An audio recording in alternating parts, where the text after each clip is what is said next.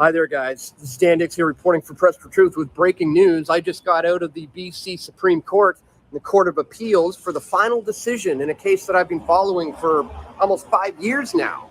And viewers of this channel are probably already well aware of the BC father whose daughter, when she was in grade 7, was shown a video by her teachers featuring a transgender character. And she started thinking, I also want to cut my hair short. I also want to identify as a boy, just like the character in that video. The teachers entertained this. They allowed her to change her name. They allowed her to change her pronouns. They suggested she go get some counseling. And the counselor suggested she go talk to a doctor. The doctor suggested she starts transitioning. All of this happened unbeknownst to this father. So obviously he's royally upset.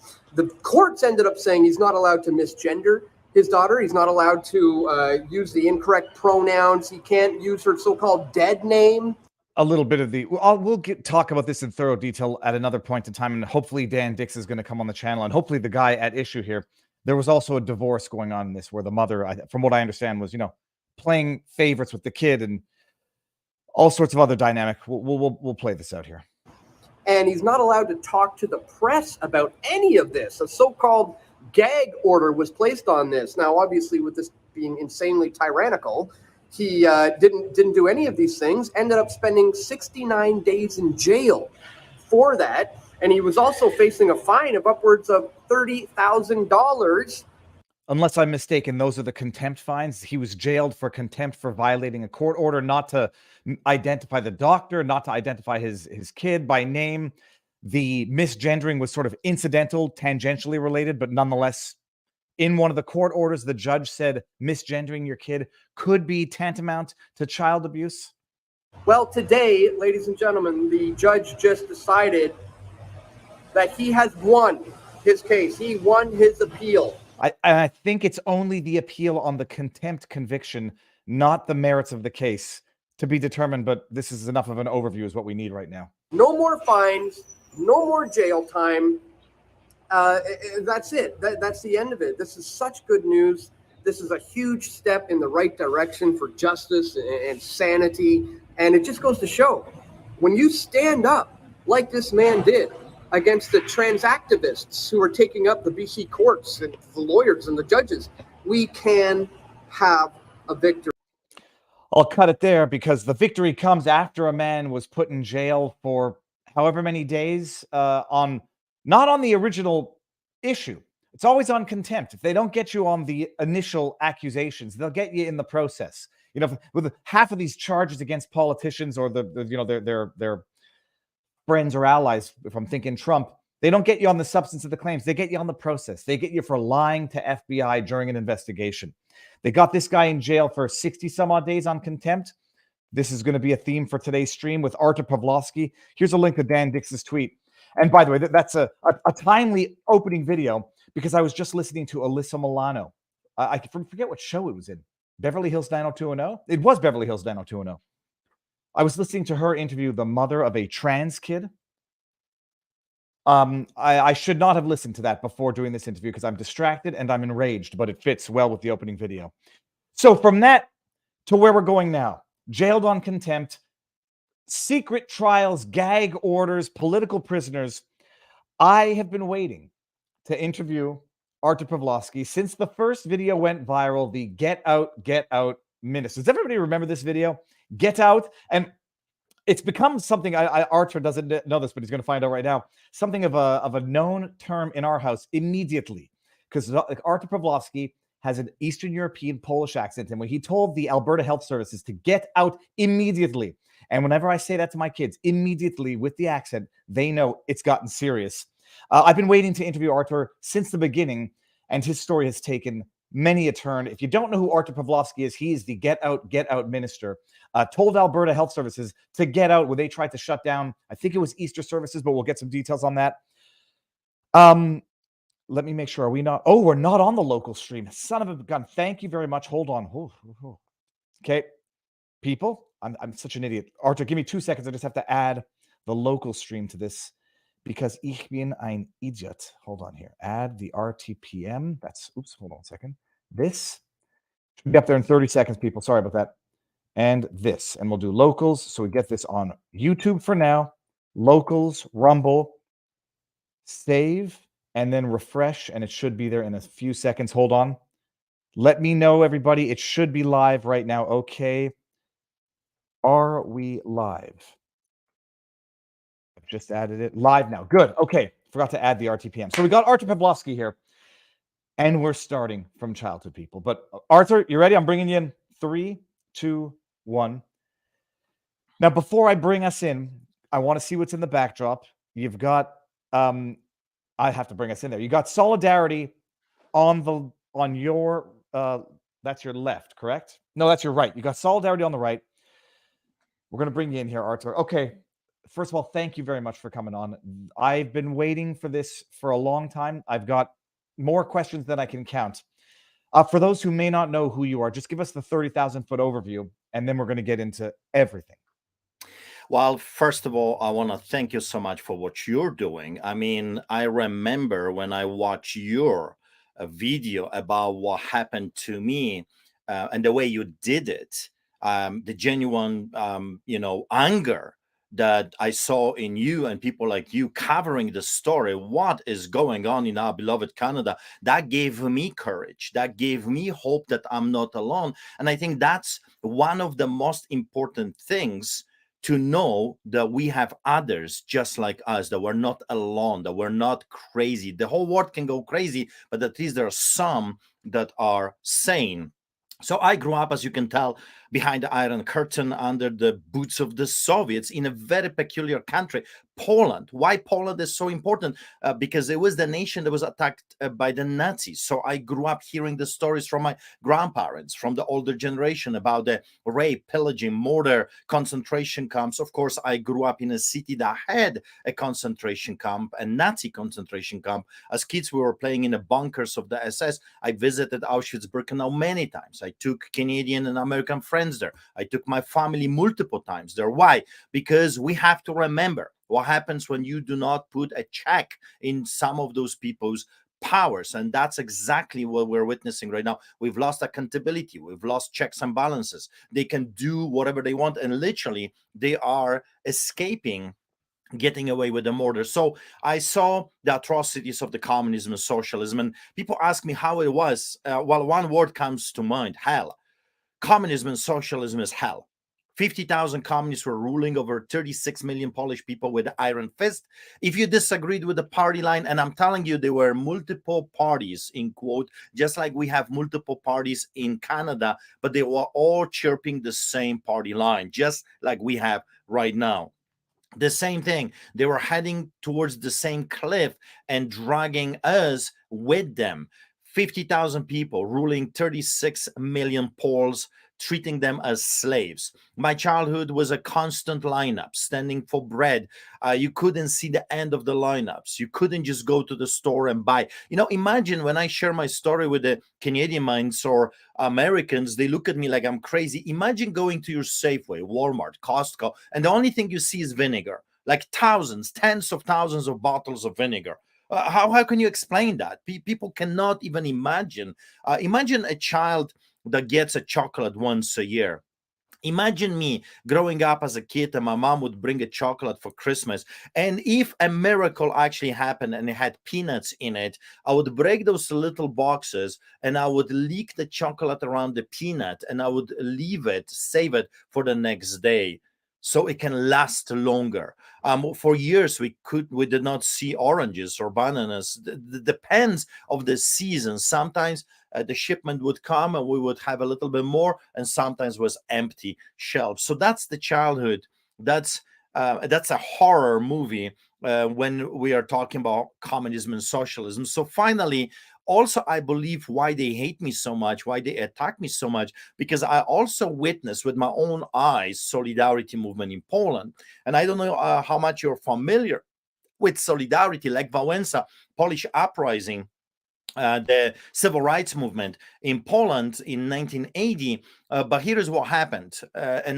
Millions of people said, finally, enough is enough. And they took it to the streets. They refused to cooperate. They refused to work, non-compliance, simply say no. and they did that by the millions, and it cracked, it destroyed the wannabe pharaohs. Yes, it took a few years. The first year we had 1 million members. The government outlawed solidarity in 81. A martial law came, just like this Trudeau Castro Caligula of today did to us. And then it grew to 3 million. People fought, tens of thousands were arrested. And I'm not talking about fighting with guns and swords. Everything was peacefully. The only violence was always coming from the communists and socialists. And then eventually, in 1989, Poland was liberated. Berlin Wall collapsed. Iron Curtain was broken. Poland had its first, after the invasion of the Germans in 1939, first free and democratic election. So that's what I saw with my own eyes: horror movie, hell, and then liberty. My parents decided that it's enough, and they took us to Greece. And then from Greece, we had a meeting with the Canadian embassy. And I will never forget the meeting. The officer said, "Come to Canada, sell everything you have." We had businesses in Greece, and Canada is the freest country on earth.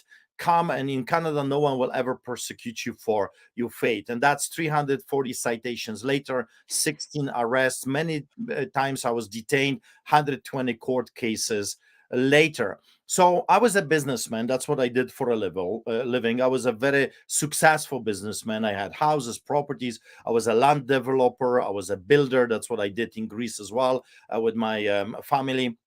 And finally, something happened with my son. You've met my son, Nathaniel. He was born on my birthday, and his name means gift from God, but he was born dead. He was born with a messed up upper chest. The bowels went up, destroyed his upper chest. He was born without a lung. Heart was pushed. Doctor said he's not going to live. And I think that was the first time in my life that I started to evaluate what's really important. That's what changed my life. That's what I'm trying to say. That situation that no money could save my son, that no experts, the medical profession, they all threw a towel and they asked us to unplug him. That was my moment with God. What is really important? And I'm telling you, I'm sticking now to what's important: freedom, the liberty, family, children, money, power, titles, properties. All of those things are not as important as some people think they are. You cannot buy happiness. You cannot buy freedom. So fast forward, I decided when God healed Well, my son. hold on 1 second. No, okay, finish with this. I mean, your son is born, and they're gonna tell you that he doesn't have long to live? Okay, sorry. Finish that. Yeah. So what happened, through a muscle, a hole in a muscle, the bowels went up and messed up his upper chest. And the doctors said that there is nothing that they can do. They asked us to unplug him. He was born dead. They revived him back to life, put him on the machinery and a respirator, the whole 9 yards. And then they came with a conclusion: there is nothing we can do. So that was the moment my life started to change, because I started to realize what's really important and what's not. Fast forward, it takes me hour and a half to tell the story, but hour and a half later he was healed, and that was a miracle. That's according to the doctors. I got 3 books on the story from the hospital. They said we cannot explain what happened. Within a few hours the heart moved to its natural place. The lung that was not there appeared, and my son was completely healed. I mean, you've met him, you interviewed him. He just finished university, and he's fighting like a lion, that he is right now, against the corrupted establishment. So but that incident, those few weeks of fighting for his life and not knowing what is going to happen, it changed my life. And I decided to work with the homeless people, and that's what got me in trouble. Believe it or not anything else that I was doing in life, but feeding the poor. In 2005, I was doing this already for 6 years. However, my ministry grew to 7 locations. We had 250 volunteers, and we took 600 people off the streets. And it was then when we became so successful that politicians, mainstream media, the whole 9 yards, police, bylaw, came and announced that, by the way, in Canada, you're not allowed to feed the poor anymore. there are laws against that, giving free goods and services. If you pray, Mr. Pawlowski, for a homeless person, you're breaching the bylaw. You're not allowed to give free services to those people without a special permit. You're not allowed to congregate. You're not allowed to have offensive signs. I got $10,000 tickets for Jesus loves you, Jesus is king signs, end up in court. During that time, about 100 court cases, 11 arrests, and about 300 citations. I received also tickets for distributing printed material. Believe it or not, all of those things are in the books. Those are actual laws. Now, which this crazy stuff. This we're going to get to in a bit, because this is a separate. I talked about it with Nathaniel as to what the rationale is, why politicians might have been angry at your church or your ability to do better for the homeless people, what the government was. Now we got to back it up all the way back to literally World War II, Artur. First of all, if I may ask, I think I know how old you. How old are you? 50. 50 years old. So you're born in 73. Your parents, are they still alive? Yes, they're in Calgary, Alberta. And how old were your parents during World War II? Well, my father was born in the 1950, my mom 55. My grandparents lived through the entire Second World War. And how did you have the benefit of growing up with your grandparents? Did they live a long life? Yes. And this is the interesting thing. Like, everybody knows that my grandparents were, my grandfather was actually from Poland as well. But on the Jewish side, he left in 1936. The Poles, or the Polish, get a bit of I say a bad rap, and I'll be accused of all sorts of names for this, in that from the Jewish perspective and the Jewish history, we say the Nazis were bad to the Jews, as were the Poles after the Nazis invaded. Historically, I think there's a lot of people who overlook or don't fully appreciate the treatment that the Poles got from the Nazis, which I think you need to flesh out. We all know that, Germany invaded Poland in 1939. That's sort of what started the war. Maybe it started before, but that's sort of like the determining starting point. Can you tell the world what your grandparents relayed to you life was like under Nazi occupation? Well, it was unbelievable. I mean, when you watch the movies, it was a lot worse than that. My grandma was telling me stories where the Nazi SS were raping girls on top of her when she was hiding under the mattress, when they were going from house to house, stealing and raping. My grandparents from my father's side, the same thing. Seeing the atrocities of the Nazis is unbelievable. I mean, they were taking children, throwing them on the walls, like literally taking little babies and throwing them in front of the parents on the walls. I mean, lots of older people didn't want to even talk about what they saw because it was breaking them. My grandma was in Auschwitz. They took her two babies. And Dr. Mengele, the famous Mengele, did experiments on them. She never saw the babies again. Also, they were doing experiments on her with those little creatures that eat your flesh. They would lock her leg under something, a device, and those things were just eating her alive without, of course, any painkillers. So they lived through that. And when 1945 came, it was no better, because then we were taken over by vicious Russians. You got to remember, 11 million Polish people were murdered by the Nazis from 1939 to 45. We talk a lot about what happened to the Jewish people, of course, but 11 million Poles were slaughtered, murdered without mercy. Auschwitz-Birkenau, people do not know, but Auschwitz-Birkenau started with the Poles, not with the Jewish people. Then they enlarged the territory, if you will, and they started to bring Jewish people from all over the world. So what I'm trying to say is the first victims of the Nazi regime were the Germans. You got to remember, hundreds of thousands of Germans were murdered before Adolf Hitler invaded Poland. Totalitarian regime, dictatorships, they don't care about human lives, either their own people or neighbors. They are caring about keeping their power with the iron fist. So 250,000 disabled German people were killed in the 30s. Hundreds of thousands of babies when Adolf Hitler declared that only pure blood is allowed. So if you suspect that the guy that you impregnated you is not of pure German blood, then you gotta murder your child. So this genocide, you gotta remember, people don't know that the first chamber to kill people with gas, the first gas chamber, was not in the concentration camps. It was in the hospitals.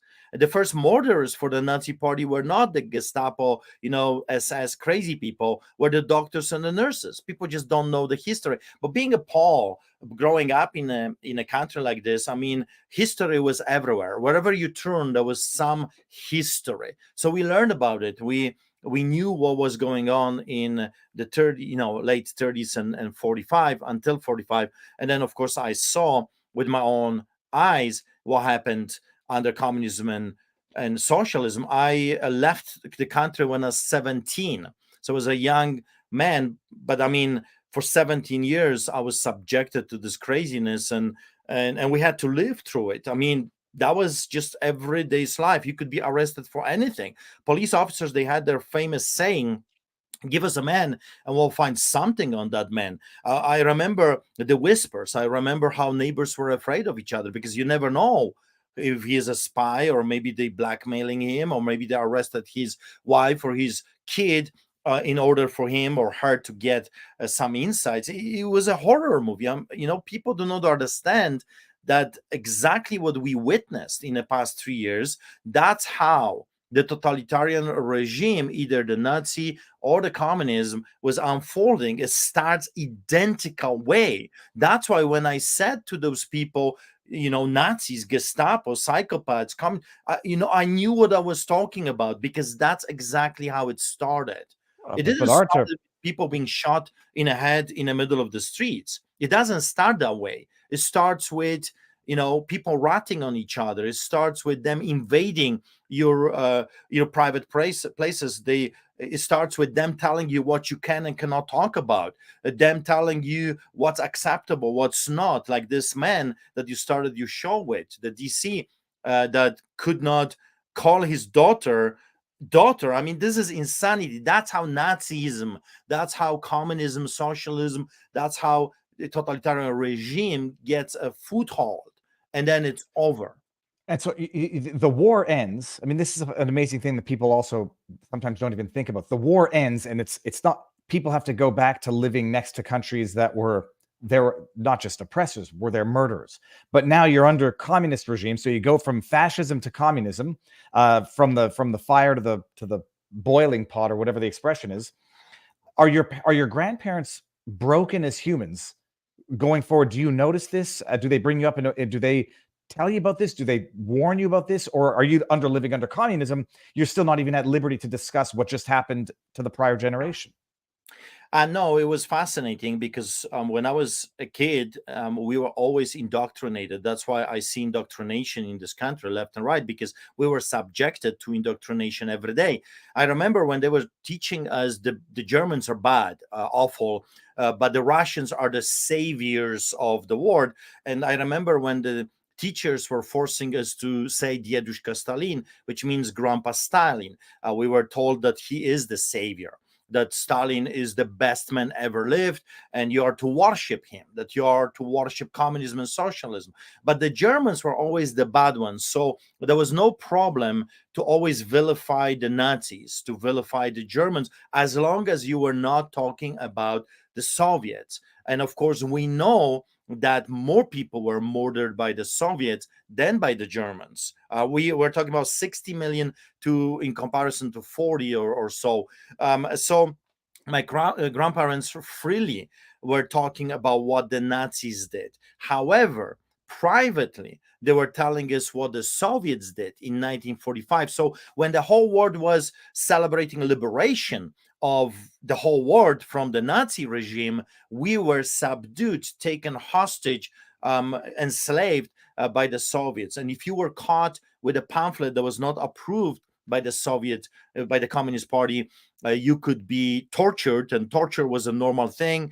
Of course, political dissidents would end up not just in jail but in mental institution, like they did it to me.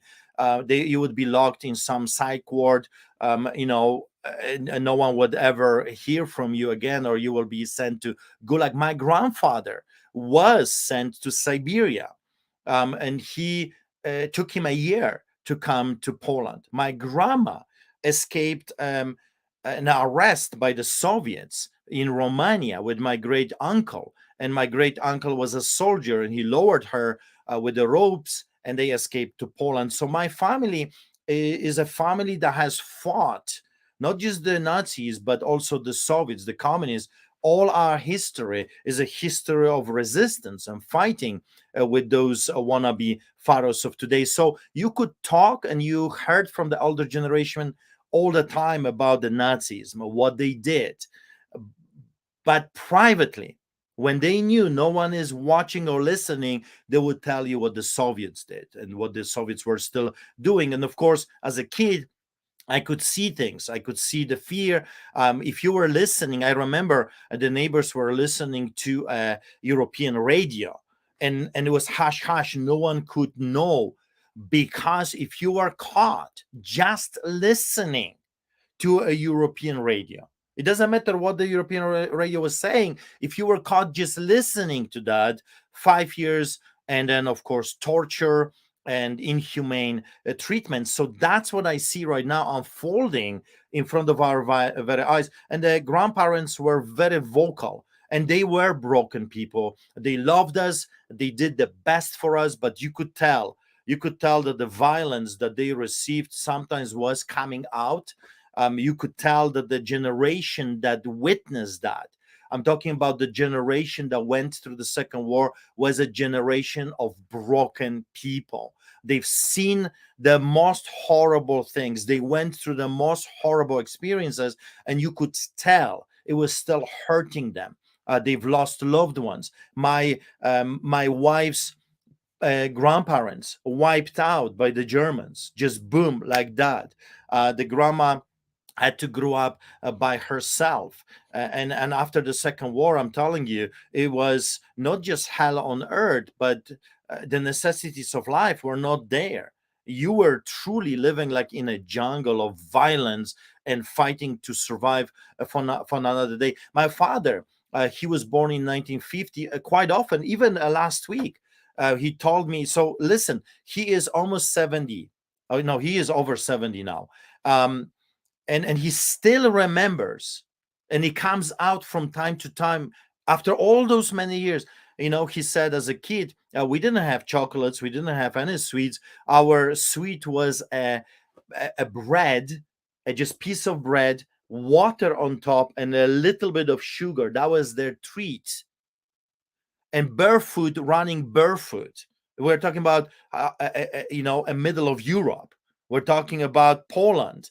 And they were running barefoot. I remember when I was growing up, entire block, so I don't know, 5,000 people, 10,000 people, only one kid in an entire neighborhood had a soccer ball, just one. So if that kid couldn't come to play, no one was playing soccer.